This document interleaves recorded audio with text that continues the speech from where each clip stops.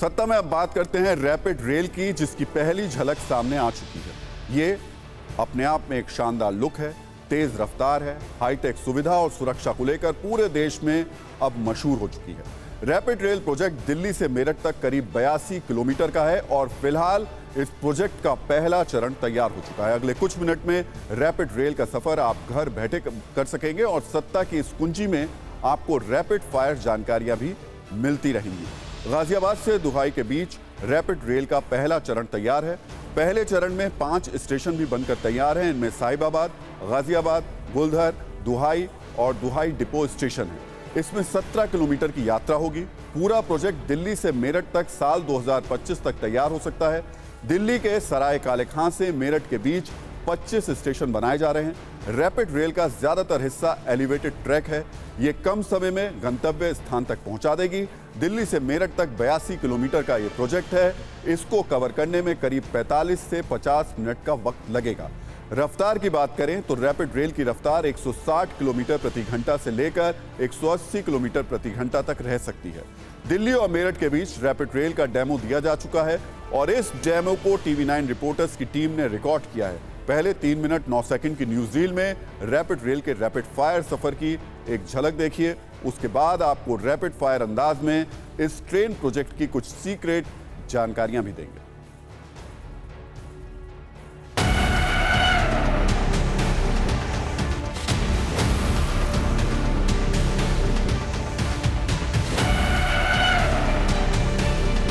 पुरानी ट्रेनों का गया जमाना अब तो लग्जरियस और हाई स्पीड ट्रेनों का जमाना है और ये वो रेल है जो हिंदुस्तान में अभी सबसे तेज गति से चलेगी। दिल्ली के सराय काले खां से मेरठ तक का सफर तय करेगी, लेकिन अभी इसका एक सेक्शन शुरू होने जा रहा है साहिबाबाद से लेकर दुहाई तक का।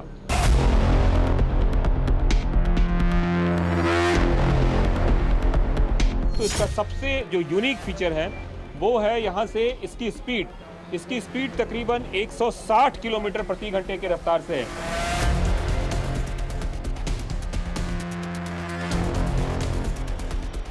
पहला कंपार्टमेंट इसका जो होगा वो होगा प्रीमियम कंपार्टमेंट। प्रीमियम कंपार्टमेंट की बात करें तो यहाँ पे तमाम तरह की सुविधाएं होंगी, जिसमें कि रिक्लाइनिंग चेयर होगा। इसके अलावा जहाँ पे आप बैठ रहे हैं वहाँ पे USB पोर्ट होगा, जहाँ से कि अपना मोबाइल चार्ज कर सकते हैं। अगर हम बात करें तो LED स्क्रीन लगे होंगे। LED स्क्रीन में तरह तरह की जानकारियाँ आ रही होंगी ट्रेन से संबंधित।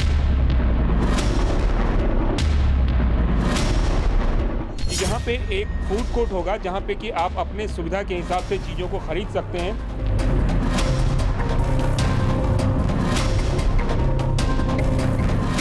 अब हम चलते हैं प्रीमियम लाउंज से जो नॉर्मल पैसेंजर्स है उसके लिए। नॉर्मल क्लास में जो चेयर कैपेसिटी है वो कुछ डिफरेंट है। मतलब यहाँ पे एक ऐसा सिस्टम बनाया हुआ है जिसमें कि मेट्रो वाली फीलिंग भी आएगी आपको और साथ साथ चेयर कार वाली फीलिंग भी आएगी। पूरी की पूरी ट्रेन AC है, एयर कंडीशनर है ट्रेन।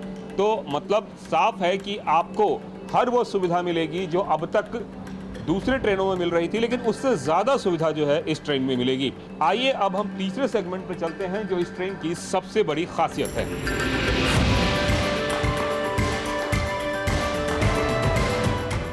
NCRT ट्रेन को कुछ इस तरीके से बनाया गया है जिससे कि इसमें मरीजों को भी आसानी से ले जाया जा सके। ये जो पूरा इलाका आप देख रहे हैं, ये जो पूरी जगह देख रहे हैं, यहाँ पे स्ट्रेचर रखने के लिए बनाया गया है और इसके साथ साथ आप यहाँ पुश बटन भी है जिससे कि आप ड्राइवर से सीधे बात भी कर सकते हैं। हर स्टेशन के पास कौन सा नज़दीक का अस्पताल है उसकी भी लिस्ट है। मेरठ से एम्स आने में अभी अगर आप आएंगे तो कम से कम 1.5 घंटे का समय लगेगा आपको, लेकिन इस पूरे कॉरिडोर से सिर्फ 45 मिनट में आप मेरठ से एम्स पहुँच सकते हैं।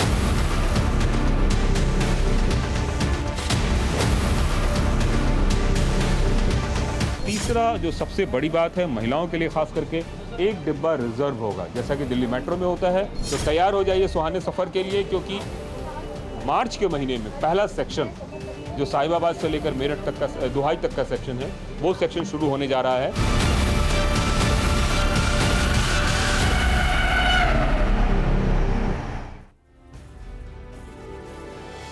तो जैसा नाम है वैसा काम है। रफ्तार से लेकर तमाम सुविधाओं तक हर मामले में रैपिड रेल हाईटेक सफर का अनुभव कराएगी। आपको बता दें कि रैपिड रेल में कुल 6 कोच हैं, जिनमें से 5 सामान्य और 1 प्रीमियम क्लास कोच है। एक कोच में 72 आरामदायक सीटें हैं। सामान रखने के लिए अलग रैक दिया गया है। सुरक्षा के लिहाज से देखें तो एक कोच में 6 सीसीटीवी कैमरे रहेंगे। कोच में टॉकबैक की सुविधा होगी, यानी आप बात कर सकते हैं। इमरजेंसी में आप उस टॉकबैक के जरिए ड्राइवर से बात कर पाएंगे। रैपिड रेल में महिलाओं के लिए खास इंतजाम किए गए हैं। रैपिड रेल में एक कोच महिलाओं के लिए रिजर्व रखा गया है। इसके अलावा हर कोच में महिला यात्रियों के लिए 4 रिजर्व सीटें भी रहेंगी। रैपिड रेल में मरीजों के लिए भी पूरा इंतजाम किया गया है। पहली बार ट्रेन में मरीजों के लिए स्ट्रेचर का इंतजाम होगा। मरीजों के लिए व्हील चेयर की भी सुविधा होगी। इतना ही नहीं, हर स्टेशन के नज़दीकी हॉस्पिटल के डिटेल्स भी वहां लिखे होंगे। आपको बता दें कि फरवरी में पेश किए गए केंद्रीय बजट में रैपिड रेल के लिए 4000 करोड़ रुपए से भी ज्यादा राशि आवंटित की गई है। दरअसल रैपिड रेल प्रोजेक्ट का निर्माण एनसीआरसीटीसी कर रहा है, जिसमें भारत सरकार का योगदान 50% और बाकी का 50% समान अनुपात में हरियाणा, एनसीटी दिल्ली, उत्तर प्रदेश और राजस्थान का रहेगा। रैपिड रेल का मतलब है रफ्तार। अगर आसान भाषा में बात करें तो रैपिड रेल तरक्की का वो ट्रैक है जिस पर विकास की रेलगाड़ी दौड़ेगी। आपको रैपिड रेल की यात्रा की कहानी भी बता देते हैं। एक रिपोर्ट के मुताबिक रैपिड रेल की परिकल्पना आज से करीब 25 साल पहले साल 1998 में की गई थी। भारतीय रेल ने इसे दिल्ली एनसीआर में भविष्य में यातायात के लिए विकल्प के रूप में पहचाना था। प्रारंभिक योजना मौजूदा रेलवे कॉरिडोर के साथ आरआरटीएस बनाने की थी। हालांकि उस वक्त आरआरटीएस परियोजना ठंडे बस्ते में चली गई। साल 2009 में यह रैपिड रेल योजना फिर से आगे बढ़ी, जब एनसीआर 2032 वाले विजन पर काम तेज हुआ। तब दिल्ली से मेरठ, रेवाड़ी, पानीपत, रोहतक और पलवल तक तेजी से कनेक्टिविटी के लिए 520 किलोमीटर की लंबाई के साथ 8 आईआरसीटीसी कॉरिडोर विकसित करने का प्रस्ताव भी दिया गया था। दरअसल जैसा कि पिछले कुछ सालों में देखा जा रहा है, दिल्ली में जगह कम है लेकिन आबादी बेतहाशा बढ़ रही है। एनसीआर को और भी डेवलप करने का सरकार का प्लान हमेशा से रहा है, लेकिन इसके लिए बेहतर कनेक्टिविटी का होना बेहद जरूरी है, जिसको लेकर अलग अलग प्रस्ताव आते रहे हैं। इन्हीं योजनाओं का एक हिस्सा है रैपिड रेल कॉरिडोर। अगर प्राथमिकता की बात करें तो दिल्ली मेरठ 82 किलोमीटर का प्रोजेक्ट जो साल 2025 तक पूरा हो सकता है और शुरू हो सकता है, इसके पहले फेज का ट्रायल हो चुका है। इसके अलावा दिल्ली गुरुग्राम अलवर प्रोजेक्ट जो 198 किलोमीटर का होगा, इसका भी प्रस्ताव मिला था, लेकिन फिलहाल ये विचाराधीन है। इसके अलावा दिल्ली सोनीपत पानीपत प्रोजेक्ट जो 103 किलोमीटर का है, इसका भी प्रस्ताव था, फिलहाल ये भी विचाराधीन है। साल 2011 में जब केंद्र में यूपीए की सरकार थी तो इन परियोजनाओं को सैद्धांतिक मंजूरी भी मिली थी। इसके बाद साल 2013 में आरआरटीएस बनाने को लेकर मंजूरी मिली थी। सरकार ने एनसीआर ट्रांसपोर्ट कॉरपोरेशन को आरआरटीएस बनाने के लिए एक कंपनी के रूप में शामिल किया था। रैपिड रेल की सबसे बड़ी खासियत है जो अभी बाकी है, क्योंकि सवाल रफ्तार को लेकर है। लिहाजा रैपिड रेल के लिए ट्रैक अत्याधुनिक तकनीक से बनाए गए हैं। ट्रैक बनाने की एक खास तकनीक है जिसकी एक झलक आपको 141 सेकंड की न्यूज रील में दिखाते हैं। यह तेजी से मजबूत ट्रैक बनाने का क्रांतिकारी फॉर्मूला है।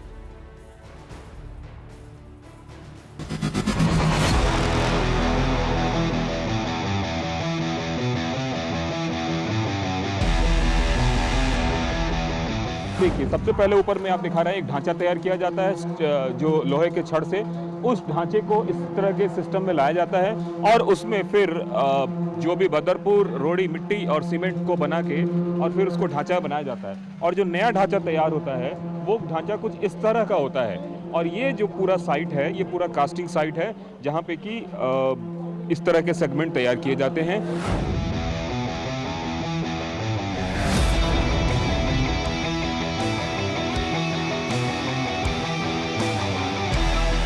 ये इस तरीके की गर्डर कास्टिंग सेगमेंट में मेट्रो में हमारे यहाँ रोज हो रहे हैं काम। 1-2 किलोमीटर के पुल बनाने हैं तो हम फुल स्पैन को कास्ट करते हैं और ला के लगा देते हैं।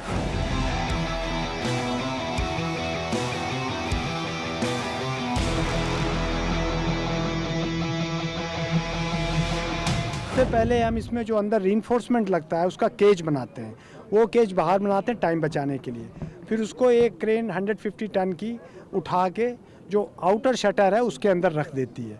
फिर कंक्रीट को रोकने के लिए हमको अंदर स्टील चाहिए, तो inner shutter it moves inside, और ये जब मूव करता है तो फोल्डेड कंडीशन में होता है, अंदर जाके ओपन हो जाता है। ओपन होके एक आपको बॉक्स की शेप दे देता है, फिर आप कंक्रीट कर देते हैं। जब कंक्रीट की स्ट्रेंथ 4-5 दिन में आ जाती है तो जो इनर शटर है ये फिर फोल्ड हो जाता है और फोल्ड होके बाहर निकल जाता है। फिर उस पूरे ये गर्डर का वजन जो है करीब 1000 टन है, उसको ये स्ट्रैडल कैरियर उठाता है, वहाँ से उठा के या तो स्टैकिंग यार्ड में रख देगा, फिर स्टैकिंग यार्ड से ये उसको उठा के अलाइनमेंट के पास ले जाएगा, वहाँ से फिर उठा के गर्डर ट्रांसपोर्टर पर रख देगा। गर्डर ट्रांसपोर्टर उसको लेके मूव करेगा और जो लॉन्चिंग गैंट्री है उसको हैंडओवर कर देगा। लॉन्चिंग गैंट्री फुल स्पैन को लॉन्च कर देगी।